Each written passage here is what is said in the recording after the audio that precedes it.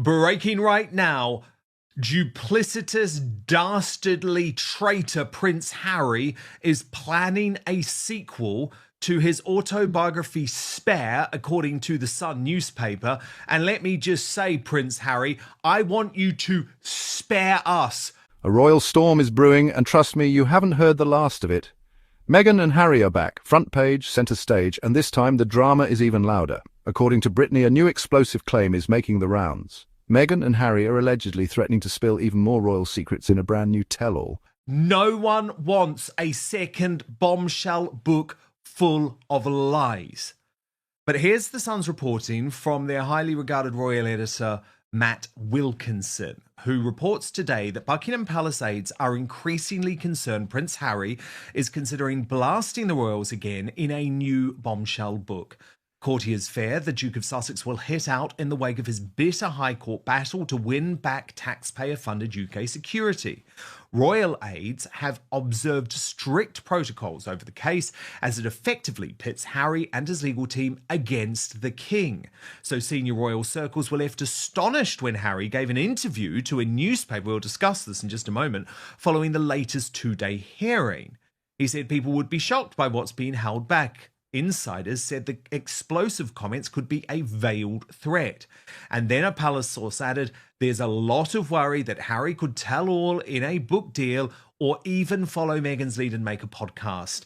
He's hinted he has discovered secrets during the hearings, particularly regarding the treatment of him and Meghan, that would shock us all. It's a veiled threat, essentially that he will tell all if it doesn't go the way he wants it to go. And the claims, according to The Sun, confirm a deepening rift between Harry and his father Charles, of course, the King, battling incurable cancer, yet didn't see his son on his visit to London. And by the way, totally endorse that decision. Brittany, editor of the Royal News Network, I can understand why Palace aides are terrified about this, because Harry is certainly threatening something. He's not going to win this case, Brittany. He doesn't deserve to win this case. There's no legal basis for him to win this case. Now, look, I could be proven to be wrong on that, but I would be very, very surprised. And it's almost like he is the little teenage boy throwing the toys out the cot, throwing another tantrum. And I do believe that there will be a tell-all. Obviously, Brittany, we do have to remember he is expected to deliver more books too. The deal was for 3 books. Yep, you heard that right. Brittany's gone public saying the couple's latest move is a sick threat. Basically, expose the royals or else. So. Yes, it makes sense that he might be considering another one.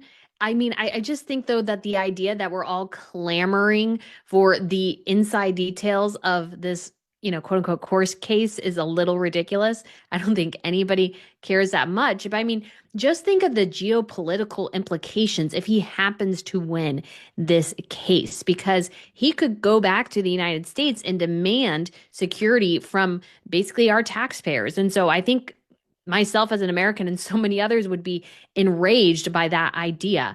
And I'm sure obviously the Trump administration would fight really hard against that. But I just don't think Harry deserves to win this case. I think his idea that we're all just so invested in him getting security or something like that is just absolutely just deluded. It's just delusion and ego ruling him and fueling him at this point. It is. And Brittany, you were actually at court. This is your brilliant... well, actually, we saw it before. Sorry, your brilliant exclusive photographs and also your video, which can be accessed on the Royal News Network on YouTube, of course. But Brittany, what did you learn? What was his demeanor like? What was the vibe like at court just before we get to this bombshell interview? It was very interesting because I went there. I had arrived from my flight just that day, and I walked around to the courthouse to see if I could see any photographers, and there were plenty of them there.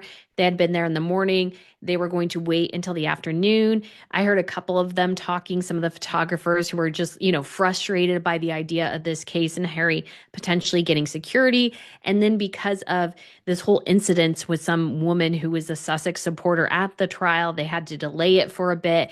And so all the photographers who wanted to go home were really frustrated that it was getting delayed. I mean, he seemed, according to the pictures that I took, he seemed to be in good spirits.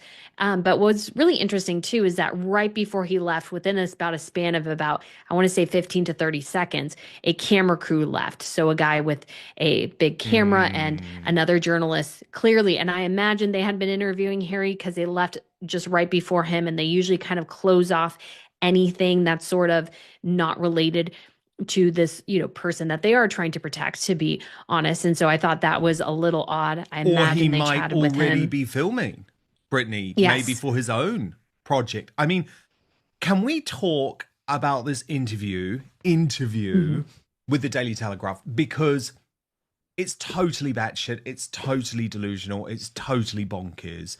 I'm just going to take you through it. Okay, so here's the headline. Prince Harry, police protection was withdrawn to trap me. Duke tells the Telegraph his worst fears have been confirmed by secret evidence heard in court over security. Then the article reports the Duke of Sussex believes his police protection was withdrawn in an effort to prevent him and Meghan, Duchess of Sussex, from leaving Britain to start a new life. Speaking to the Telegraph, the Duke described the moment he was told of the decision as, quote, difficult to swallow, having previously hinted that it was at the heart of the rift with his father, the king. He suggested he would find it hard to forgive his treatment, adding that his worst fears have been confirmed by secret evidence he had heard in court. The Duke believes his taxpayer-funded security was removed in a failed attempt to force him and Meghan to stay in Britain after he announced that they were stepping back from public duties and moving to the US. Speaking as he left the Royal Courts of Justice following a 2-day appeal hearing over the decision, he said, "We were trying to create this happy house." The Duke and Duchess hoped that their own contentment would improve relations with the rest of the family. However, they viewed the removal of their security as a means of trying to force them back into Britain and establishment life by making visits to the UK as outsiders more difficult and potentially unsafe. In a sign of how important he considers the case to be, he suggested it was even more significant than a legal crusade against the tabloid press, which he had previously described as his life's work. He said, "This one always mattered the most." Now, Brittany, okay, I don't even know where to start here.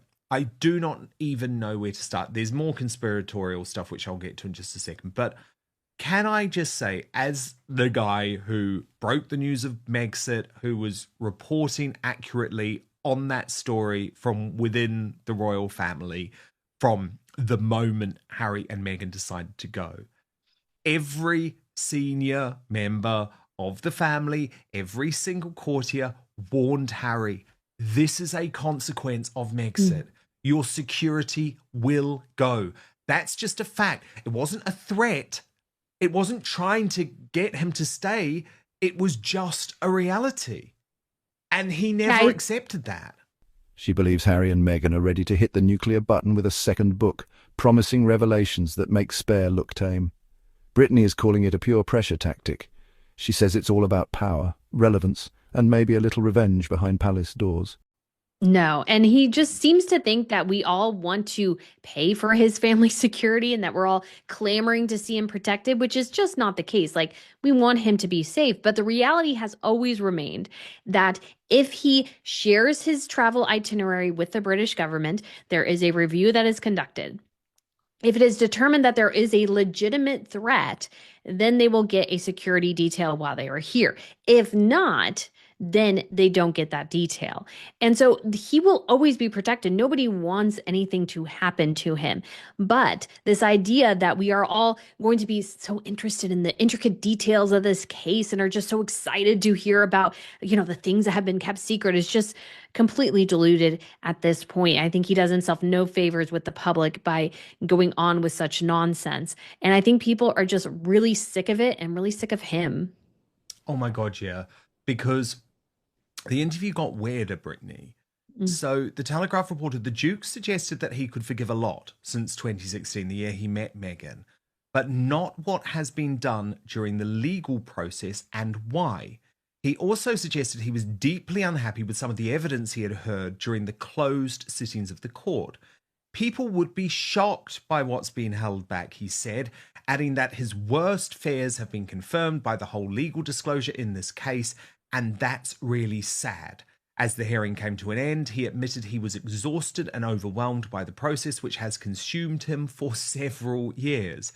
Win or lose the appeal, the Duke is aware that he may not get what he wants. Even a victory would not force Ravik to rewrite its policy to suit the Sussexes. So it's like, Brittany, he is choosing to destroy himself. This is actually an example of deep mental illness because he knows the result will not change. He was warned that this was a consequence. And again, Brittany, let me just remind everyone, because I was doing all of this original reporting before Megxit came to fruition. This was one of the reasons, Brittany, why the royal family, the establishment, who he hates so much, were looking into all of these other options for Harry and Meghan. So, for example, relocating them to Botswana or South Africa, or could he become the Governor General of Australia or New Zealand? Or could he go and work and live in Canada for part of the year? Because they wanted to find a solution, Brittany, where he was still able to have security, still able to be part of the royal family. It was Harry and Meghan who turned all of that down. So he is literally rewriting history. He is. And it also seemed interesting, too, that all of a sudden it seemed more likely that he was going to not pay for this, that if he got the security, that he was going to make the taxpayers pay, which he initially said he wasn't going to do. But this whole idea is that, yes, decisions have consequences. And he sounds wildly childish and immature to think that he could just leave everything behind, and then he could take all the benefits of being a working royal with him. And that's just simply not how it works. And at some point, reality had to kick in. And unfortunately, Harry's not liking reality too much at this point. But it's hard for the British government to justify paying for this. Harry offers no benefits to the British people at this point because he's not a working royal. And the only working royals who get full-time 24/7 security are their majesties and the Waleses. Harry, I think, unfortunately, he got a really big ego because he was #1 in the popularity polls for a while. Like, he actually unseated the Queen and stuff. And so I think he really thought that he was so incredibly, incredibly important. And the reality is he's just not. He's just a cog really in a machine in a lot of ways. And yeah, his relevance was always going to diminish over time. That happens in all royal families. The Wales' kids will grow up and Harry will be unseated. And so he was actually just speeding up probably what was already going to happen to him and his family, but he just can't seem to accept reality at this point. And your cousins, Harry, your cousins, Beatrice and Eugenie, both had their security detail removed, something Prince Andrew was really unhappy about. And then I guess he thinks this is like a power move, Brittany. He makes this special visit to Ukraine, and of course, like, let's not get into the pros and cons of that war, but Harry has always used the Ukraine war to virtue signal, to make political points, to go against the US government, but let's just put that to one side. There's just a great irony there, isn't there? Showing that he is prepared to visit a war zone and seemingly not be concerned about his security. I know he thinks that's a big win because in his view, he's sort of saying like, oh, I'm safer in Ukraine than I am the United Kingdom. But again, that's just not the fact. But hang on, could there be another angle? Let's talk book deals. Rumours are swirling that Meghan's at the heart of this next bombshell, with publishers lining up to get a slice of the royal drama pie. No, and people, I'm sure he does believe that, but people looking at this rationally going, no, you just seem crazy if you're willing to go to Nigeria, Colombia, you're willing to go to Ukraine, like an active war zone in countries with, massive internal conflicts, and then you won't go to the United Kingdom. Like, there's just such a disconnect with reality in that instance. And I think it just damages his case so much more. And he keeps blaming his father for this case and how Ravik is not giving him what he wants, when the reality is Revick is responsible to the taxpayers, to the people of the UK. They have to justify giving him and his family full-time security, and they can't justify it anymore. And Harry just seems to think that it's, the medieval times or something, and he should be able to demand something and have it happen. But he is, like we all are, responsible to the state, and the UK government just can't justify it, and rightly so.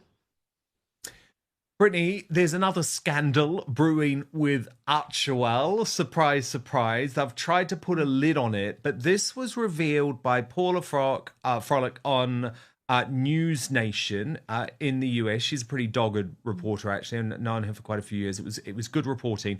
I'll get your reaction, but let's watch what she revealed first. So, okay, Brittany, they did the right thing in the end, but it's like, you allowed this to happen. Where is your due diligence?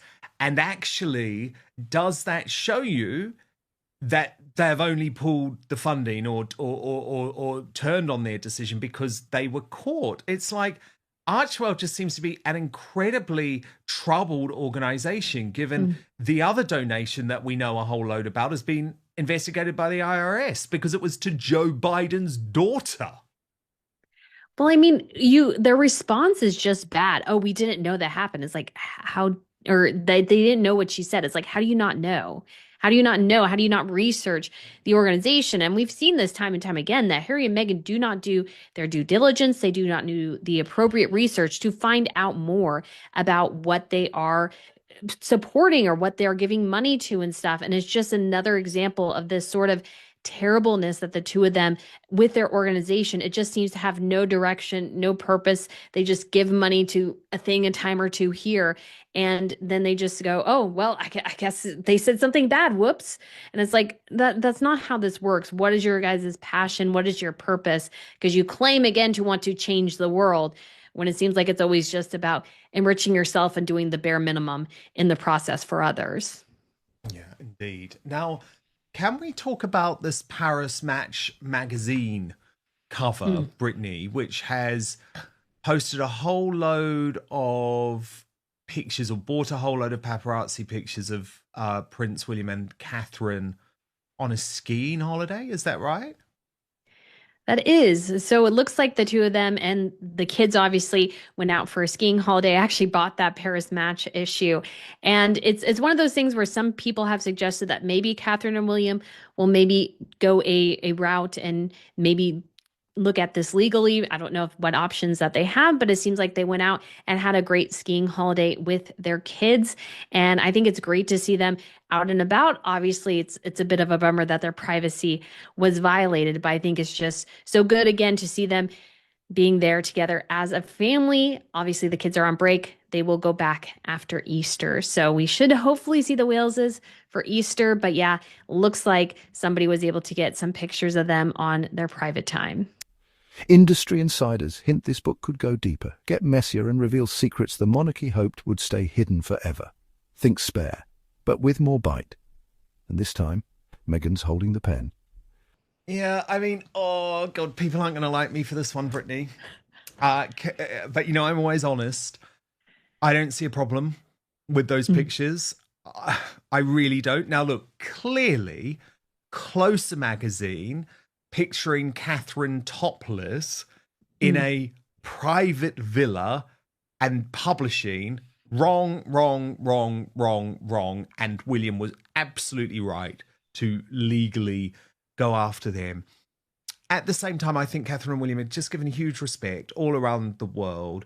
But every now and then, I don't have a huge problem with them being pictured privately on holiday. I do sort of think it comes with the territory. Obviously, we don't want the sorts of scenes that used to haunt Princess Diana, where there were hordes of paparazzi photographers every time they went on holiday. But I do think we're in a bit of a different environment now. I don't know, Brittany, though, that won't be popular. People don't like me saying things like that. But do you understand where I'm coming from? Oh, yes, because being a famous public figure, that is part of the territory. You can try to mitigate it the best you can, but that just won't always happen. And so sometimes, like the vast majority of the time, they get to take their holidays privately. We don't get any pictures. And so sometimes the pictures will come out, and I think that's just kind of what they have to deal with. But I'm glad though that they are doing well and spending time as a family, but it's probably not, I heard some people rumbling about that, probably not really any legal options for No. them. They were on vacation, they just happened to be photographed, Yeah, and it and they seemed like look they so weren't invasive, lovely like too invasive. together. They look so lovely Yes. and happy together, Yeah, anyway, we did see some gorgeous scenes though, didn't we, of Prince William Mm. and George celebrating at the football, and William had that really brilliant turn as a football pundit. He said, "Yeah, I really want to do this again." I mean, come on, they've had absolute glowing publicity, and they're in such a strong position as Mhm. a family at the moment. They've come through so much, and I think it's just been lovely to see. And I guess you could argue that William would say, "Look, when I'm in the football stadium with George, I'm public property. When I'm Mm. on holiday with him, I'm not." I haven't looked at the magazine, Brittany. It's not that I'm seeking it out. I don't want to particularly see the images or anything like that. And I'm not aware of whether they did use any pictures of the kids or not. But I do know, having been executive editor of The Sun before, that's the thing that William and Catherine get most upset about. If people are going to use, media organizations going to run pictures of the children.